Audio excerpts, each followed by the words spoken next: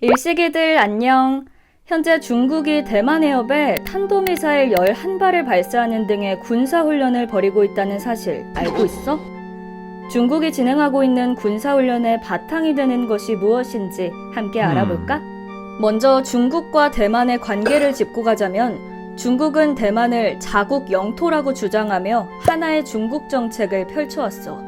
대만은 이에 반대하며 대만의 독립을 주장하는 목소리를 내어왔지. 특히나 대만의 독립을 지지하는 민주진보당이 집권 여당이 되면서 중국과 대만의 정치적 갈등은 더욱 심해졌어. 이런 상황이 지속되는 가운데 지난 8월 2일 미국 대통령에 이어서 권력 3위인 펠로시 의장이 대만을 방문했어. 펠로시 의장은 대만의 활기찬 민주주의에 대한 미국의 확고한 공약에 존경을 표하기 위해 방문했다고 밝히면서 대만을 대표하는 반도체 생산기업 TSMC 회장과의 면담을 예고했지.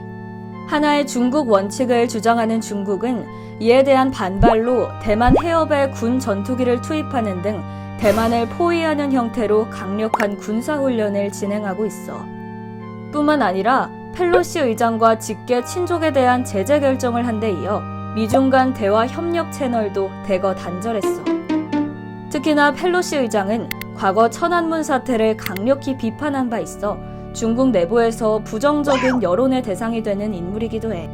이어서 펠로시는 한국, 일본 등 다양한 아시아 국가를 방문하기도 했는데 이를 통해 반중국의 연계 네트워크를 확보하려는 시도로 볼 수 있지.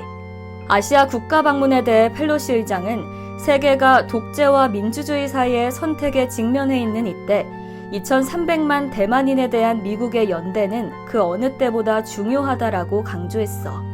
한편 펠로시 의장의 대만 방문에 대해 대만인들의 여론은 크게 두 가지로 갈리고 있어.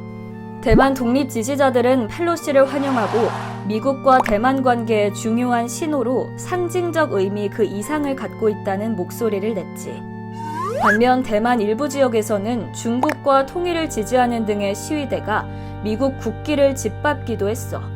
대만인들은 대부분 중국이 전쟁을 일으킬 가능성은 거의 없다고 보지만 펠로시 방문에 따른 피해를 우려하고 있는 상황이야. 중국, 대만, 미국의 갈등으로 동아시아 전체가 초긴장 상태를 유지하고 있는 지금 한반도 정세에도 큰 영향을 줄 것이란 전망이 나오고 있어. 일시기들은 이러한 상황에 대해 어떻게 생각해? 의견 있으면 댓글 남겨줘.